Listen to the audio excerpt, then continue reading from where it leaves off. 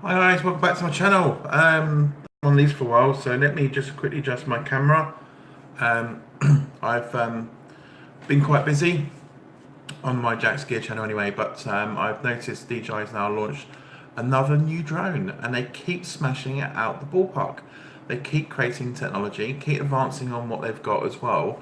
So we don't just advance in looks, we also advance, they're more advanced and more on the tech inside it as well.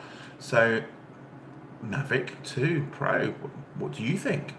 I'm looking at the specs at the moment because I think the specs are quite impressive.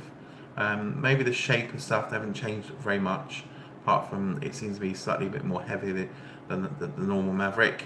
There's two options. I don't know why they've done two different drones with two different cameras. Maybe what they should have done was one new Mavic 2 drone with two camera options you can purchase and buy and swap them around maybe, or combine the cameras together. Because you've got one that offers like zoom and the other one offers better high quality camera. So outstanding stuff. So we've got a Mavic Pro 2 with a Hasselblad camera and then we've got the Mavic 2 zoom. So out of those two, the best one, if you was looking for choice, which one would you go for? I would go for quality, which is the Hasselblad camera, because we know Hasselblad, if I've said that correctly, is now owned by DJI. They bought them out, so they're using their technology, and their cameras are really high spec. They're over 100 megapixels, and they're over 20 grand's worth of cameras. So they're not cheap shit, and they are good stuff. So combining the Hasselblad technology with the Mavic and the DJI's drone technology, absolutely awesome. And I can't wait for them to release maybe a Phantom 5 with the Hasselblad camera technology, because they can shrink the Hasselblad technology down to the size of the Mavic. They can do so much more with the Inspire 2, the Phantom 5 maybe range as well. Absolutely awesome. Now let's quick look at that one. We got Hasselblad on one and normal standard camera upgraded a bit. So you've got the optical zoom camera, which is a good feature. So if you're flying around animals, horses, you don't have to get too near them, and you can use the optical zoom to get in there if you are quite close. So that's awesome. They did really think about that as well. And if you're doing crowds of people under your control, it means you don't have to fly so near them. So again, you can use optical zoom, keeping your distance still, keeping the safe guidelines. Absolute awesome feature, definitely done on that one. 8 kilometers, 1080p video transmission. Not worried about it so much. I tend to fly quite near me. I don't tend to fly too far away because it's an expensive drone. I don't want it flying off somewhere or landing somewhere that then you have to then do that running legwork to go and collect it, you know. So, but it's nice having like a lot of range, so that if you are flying quite close, you always got damn good video transmission, and that way you can now download all your HD images directly to your phone while flying. But I don't know why I want to do that, because it's a bit like you saying, I'm driving a car and I'm going to text at the same time. That's dangerous. So it's like flying a drone and uploading your stuff to social media while it's still out there. No. Wrong way of doing it. But anyway, 31 minutes of flight time. So obviously increase the capacity. The battery looks a bit more bigger as well. Omnidirectional obstacle censoring.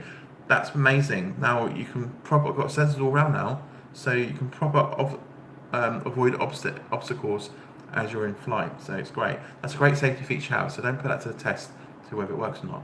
But it's great. Everything seems to be going hyperlapse these days on drones. I've never tried like the hyperlapse features, or even try and take time-lapse pictures, because if you ain't got a solid GPS, it's going to be moving a lot, and I didn't think that would work very well on time-lapsing. I have to play that with mine and have a look anyway. So, comparing. So the Mavic 2 Pro with the Mavic 2 Pro Zoom. So we've got in one hand the Pro, which is the Hasselblad camera, at 20 megapixels, 1-inch sensor. Quality, that's the one you go for. The Mavic 2 Zoom is still at 12 megapixels, with one 2/3 sensor on that side. You've got adjustable aperture, 5.2.8, f2.8 to f11, is it? Yeah. Then you got on the zoom the 48 megapixel super resolution photograph. Don't know what that is. Not really seen the features on that. 10 bit D-Log mode for the Pro. and 10 bits HDR video for the Pro. And dolly zoom feature on the Mavic 2 Zoom. So to me, the Pro's all the way. I will go more quality over anything else anyway. So they're the main sort of features on that side. So looking at the images so far, a lot of the YouTubers now are actually having this in their hands now. The DJI seems to be sending them out directly to them with this sort of like saying, don't open up or tell anybody about it until they've done their sort of press release stuff as well. So I looked at Case96 videos, and their quality, he compares the normal Mavic with the Mavic 2 and the Mavic Pro, and he does a complete comparison on the videos, and the quality of the Mavic 2 Pro is really nice. So I even looked at the quality, because he also showed the Mavic 2 Zoom as well, and compared them side by side, and they look very close on quality. But I still Mavic 2 Pro is my favourite anyway. But they're awesome. They're really pushing the technology here up in the game, adding the spec in there, and I think it's an awesome piece of kit. Definitely one on my shopping list to buy if I was still going to buy a drone, but I'm not quite sure. So what would you buy? Would you ditch what you've got and go for this, or are you happy with what you currently got? Comment below your comment below. Let me know what you think. If you like this video, thumbs up. Don't like this video, thumbs down, and I'll see you in the next one. Hopefully they're proving out maybe some new stuff. I liked DJI, if DJI's listening, I'd like them to see maybe a Phantom 5 with the Hasselblad technology on it. You can do some awesome stuff with that. The Inspire 2, that can be combined with the Hasselblad quality as well. And I like to see him do something with the Osmos. I film on an Osmo. I use my Osmo a lot. Really nice piece of kit.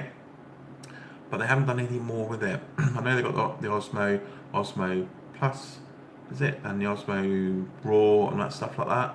But they've done nothing since. It's a couple of years old now. It needs changing. So hopefully, fingers crossed, there's something in the pipeline for that coming up soon as well, hopefully. Not 100% sure though, I'm just literally, we need it. We need an update on that side. I know they're focusing more on DSLR cameras. I don't like shit on DSLR cameras. They're too big, too bulky. Means carrying lots of different bloody zoom lens rounds. The Osmo does mine perfectly right for interviews. Well, anything I use it for, it works perfectly. I don't have to mess about with pull focusing and all that sort of crap. It works like a treat. But I'd like to see a new version of the Osmo coming out with some new features. Maybe an inbuilt crystal display, because I brought mine as extra. Be interested to see what happens. Anyway, hopefully they might be listening. Might be something in the pipeline, don't know. We'll have to watch and see what happens next. So thanks for watching, guys, and see you on the next video. Do comment below, let me know your thoughts on this. Is this something you're going to upgrade to? Are you currently with the Phantom 4? Would you ditch the Phantom 4 for the Mavic? Or would you ditch your original Mavic you've got for Mavic Pro? Let me know what you would do. Comment below. Cheers.